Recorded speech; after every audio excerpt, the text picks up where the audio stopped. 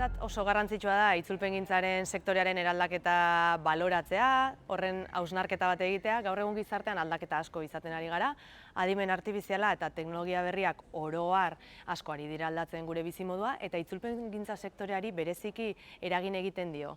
Aldaketa hori beraz iruditu zaigu testuinguru akademiko batera ekarri behar dugula, testuinguru akademiko hori egokia da kasu honetan udako ikastaroetakoa, eta uste dugu bertan egingo ditugun hausnarketak eta landuko ditugun gaiak teknologiarekin lan egiten dutenentzat eta hizkuntzarekin lan egiten dutenentzat interesgarria izango dela.